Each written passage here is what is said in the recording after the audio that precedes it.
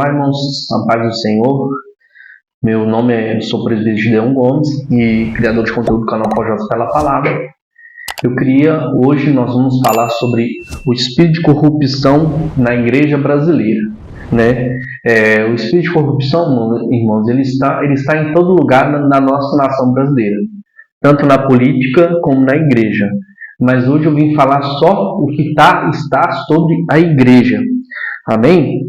Então, irmãos, como que esse espírito ele atua? Porque eu vou falar para vocês, todo brasileiro, toda pessoa que não tem um temor de Deus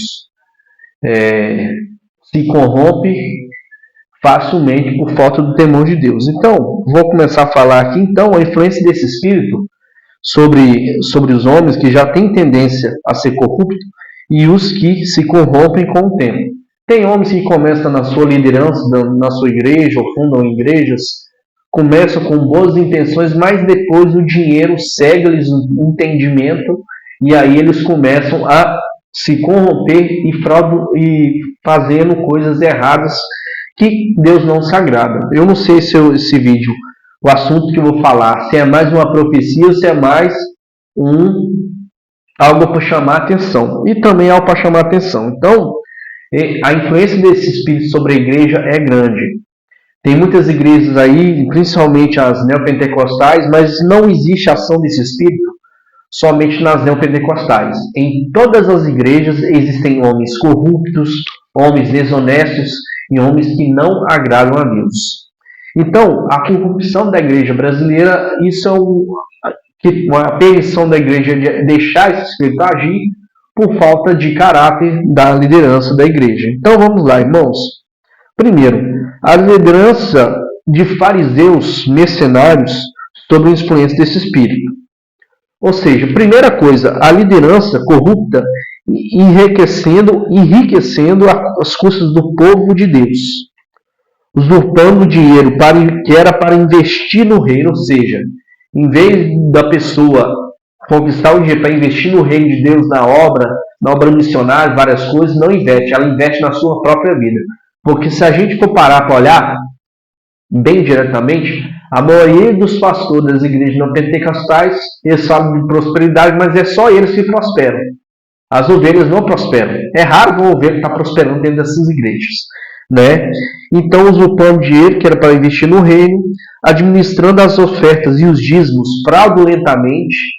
Essas pessoas fazem isso, tudo por ação desse espírito. Algumas pessoas sofrem influência dele e tem pessoas que já estão possessas por esse espírito. Como se livrar? É só se arrependendo e pedir perdão a Deus para se livrar desse espírito. Então, pastores fariseus nesse cenário, na maioria das igrejas pentecostais, incluindo em outras igrejas, deixando a igreja do Senhor em situação precária, não ajudam os necessitados, porque a maioria dessas igrejas que tem dinheiro, tem condição financeira, tem um irmão lá passando dificuldade para dar o dízimo, eles vão fazer ameaçar, eles vão falar que se a pessoa não der o dízimo, ela vai para o inferno. Ela faz medo do irmão, o irmão vai lá dar o dízimo na igreja sem poder, né? E nada está acontecendo na casa dele. Eu acho essas pessoas muito hipócritas, porque Deus não está agradando disso. E vamos lá. Então fazem compromisso com missionários, deixando eles para passarem necessidade. Por que, irmãos, que eu falo isso? Isso é em todo o geral da igreja. Eu já conheci missionários e muitos homens de Deus que vão fazer missões fora do país. E a igreja, muitas das vezes, que enviam eles para o Quênia ou para outros países da África, né, ou então em outros lugares, não sustentam e não dão assistência ao missionário para que ele possa ter uma vida confortável naquele lugar, né? Não enviam dinheiro e não sustentam adequadamente financeiramente os missionários. E igrejas assim estão roubando o dinheiro que pertence às ovelhas do Senhor. Então, eu falo que é mercenário por causa disso, porque eles não só pensam neles, só pensam naquilo que é bom para eles. Eles não pensam naquilo que é bom para o povo, eles não pensam no reino de Deus. Eles não pensam e não querem agradar a Deus. Eles querem agradar a própria vontade deles. Então lá em 2 Pedro, capítulo 2, versículo 2, diz assim: capítulo 2, versículo 12, 2 Pedro. Conceitos, versículos do versículo. Mas estes, como animais irracionais, seguem a natureza, feitos para serem presos e mortos, blasfemando do que não entendem, perecerão em sua corrupção. Ou seja, a maioria da liderança da igreja, eu vou falar para vocês aqui, sem sombra de dúvida, Deus ainda vai trazer juízo sobre essas coisas na igreja, no meio da igreja. Deus vai trazer, e isso para mim não me sobra dúvida nenhuma de que Deus vai agir dessa forma. Então, irmãos, continuando aqui, os pastores roubam o que é de Deus, irão pagar por sua corrupção. Ou seja, se você continua pegando o dinheiro da sua igreja, que era para investir no reino de Deus, é melhor você parar, porque Deus vai pedir conta disso para você. Outra coisa, pregam coisas que o Senhor não mandou, entendeu? Porque, tipo assim, as igrejas no pentecostais e outras igrejas pregam só sobre situação financeira ou só sobre coisas do Antigo Testamento, que exatamente não pregam sobre a graça. Então, vamos lá. Pregam coisas que o Senhor não mandou, e não é quem não devolve o dízimo que é ladrão. São vocês que usurpam dinheiro no dízimo para fazer coisas para agradar vocês próprios. Né? Eu falo dos pastores fariseus, ou eu chamo normalmente o evangelho da prosperidade, são as pessoas que são chamadas, eu chamo as pessoas de mamonitas, porque quem prega prosperidade, quem quer a coisa de dinheiro, é adorador de mamon, não é adorador de Deus, adora a pessoa de mamon. Então, continuando, mas a liderança pastoral da igreja brasileira, lobos devoradores, estão em todos os lugares da igreja. Se alguém se afasta por qualquer motivo, a igreja abandona as ovelhas que não pertencem a mim, diz o Senhor. Ou seja, irmãos, eu pertenço a uma igreja aqui em Birité, moro aqui em Birité. Aí, eu sou da igreja, eu era de outra igreja e fui na casa de uma irmã que estava com câncer, né? E eu fui na casa dessa irmã e ela falou para mim que que a igreja abandonou a irmã, ninguém foi visitar, ninguém foi procurar. Então, irmãos, essas igrejas não preocupam com você, com a sua situação. Se você sumir dessas igrejas, os pastores não vão estar nem aí, porque eles não são pastores. Quem é pastor é Cristo. O pastor verdadeiro é Jesus Cristo, irmãos. Então, essas lideranças corruptas abandonam as ovelhas. Você só é bom para eles enquanto você está lá dando seu dinheiro. Quando você parar de dar seu dinheiro, você já não presta mais para eles. Essa que é a realidade. E Deus vai punir. Eu estou falando, Deus vai punir essas pessoas. Então, se a pessoa se afasta da igreja por qualquer motivo, eles não vão atrás. Deixa a pessoa para lá. Irmãos, e essas igrejas, principalmente que criam coisas de células, tem isso também. Eu não vou falar nome aqui da igreja que fez isso por causa de ética, né? Eu não posso sair falando ou ter problemas na justiça para eles vão falar assim, você vai ter que provar, né? Então a irmã foi abandonada, a igreja não foi na casa da irmã e não fez nada. Eu também tive um pai, meu pai ele morreu já tem bastante tempo, eu tinha 20 anos na época, meu pai morreu e a igreja abandonou ele também.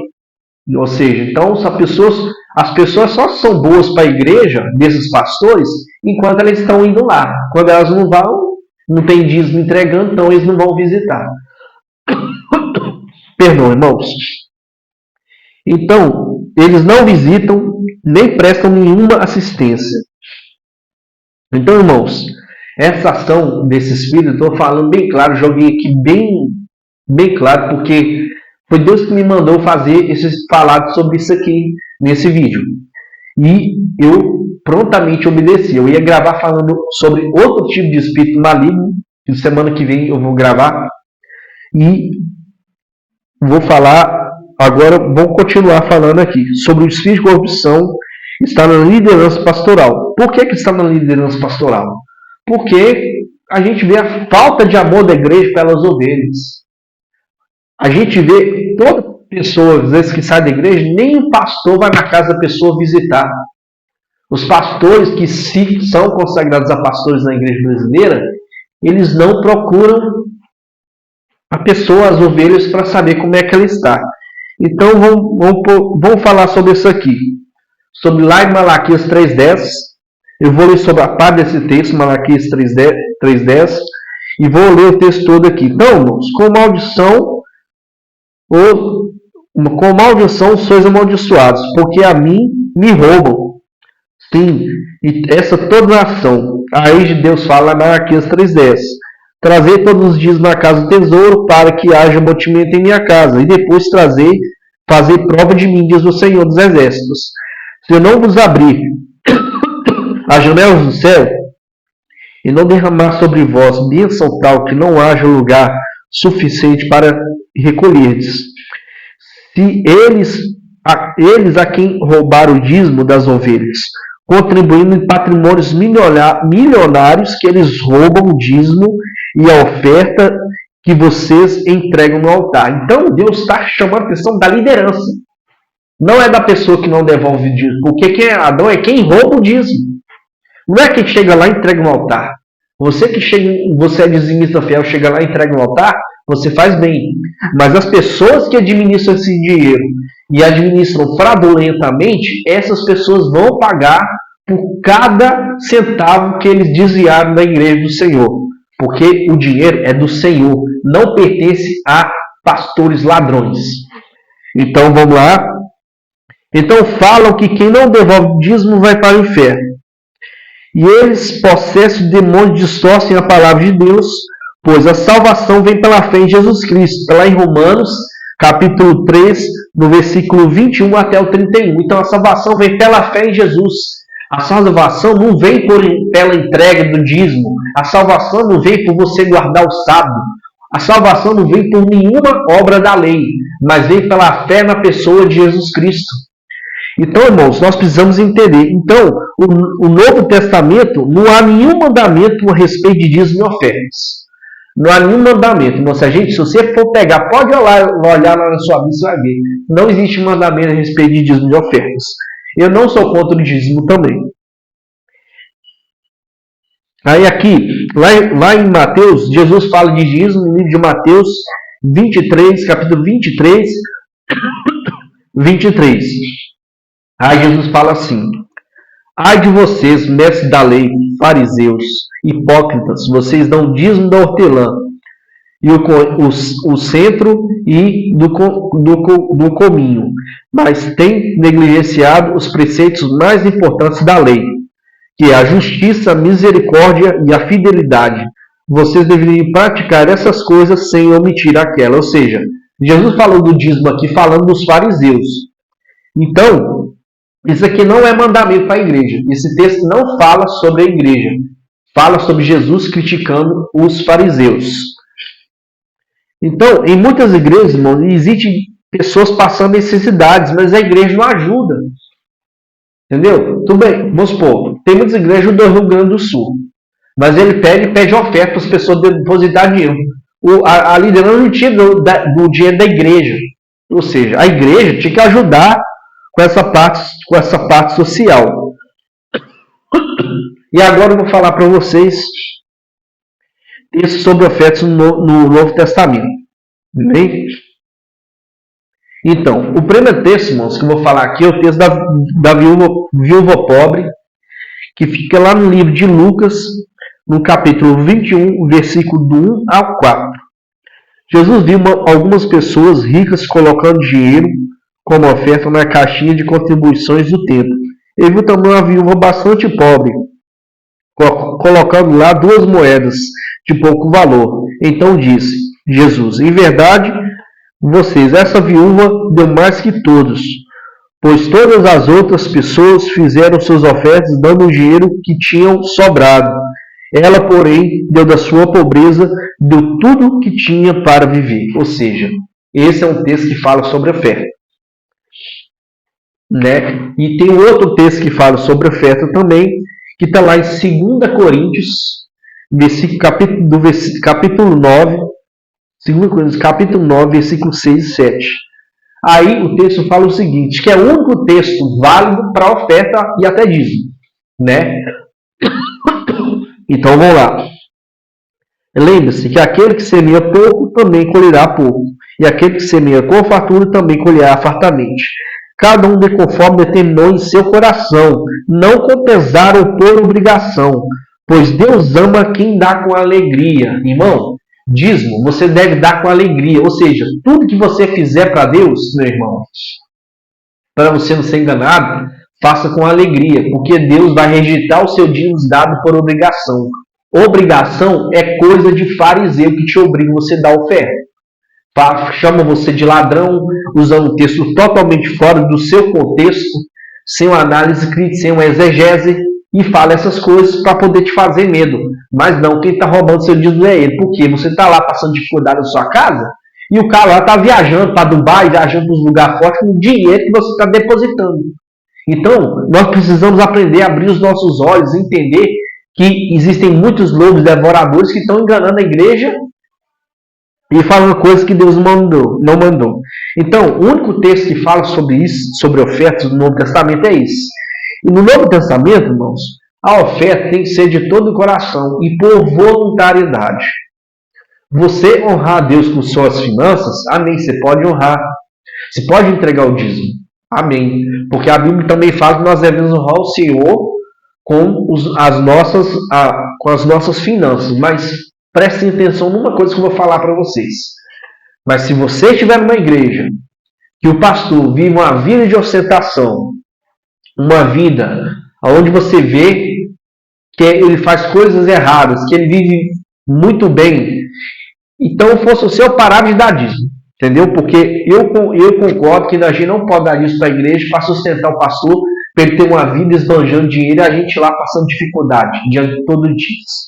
Amém? Então, um aviso para você, que é um pastor que faz essas coisas, né? Então, eu vou falar para vocês arrepender antes que seja tarde. Jesus está voltando. Jesus vai voltar a qualquer dia, vai vir buscar a sua igreja, ele vai arrebatar a igreja de Cristo. Então, vigia, se arrependa do erro, para você não ir para o inferno. E o Senhor vem sem demora.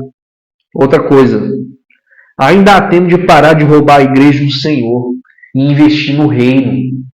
Irmãos, pastores, isso é sério que eu estou falando com vocês. Eu não estou falando isso da minha cabeça, não. Foi o Senhor que mandou. E eu não sou profeta também, não. Eu faço aqui no canal o que Deus manda. Então vamos lá. Ainda há muito tempo para ajudar os necessitados, mudar de direção e deixar de ser um ladrão. Então, irmãos, essa palavra que eu acho que essa palavra que Deus me deu foi uma palavra muito dura, que mesmo eu não esperava que eu ia um dia gravar um vídeo assim. Então, mas eu te agradeço você que ficou até o final.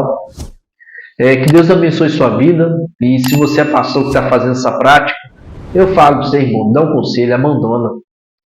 Porque Deus não está agradando de nada que a igreja brasileira está fazendo. Nada. Né? Deus não está se agradando, então que Deus abençoe vocês. E até o próximo vídeo, no nome de Jesus. Amém.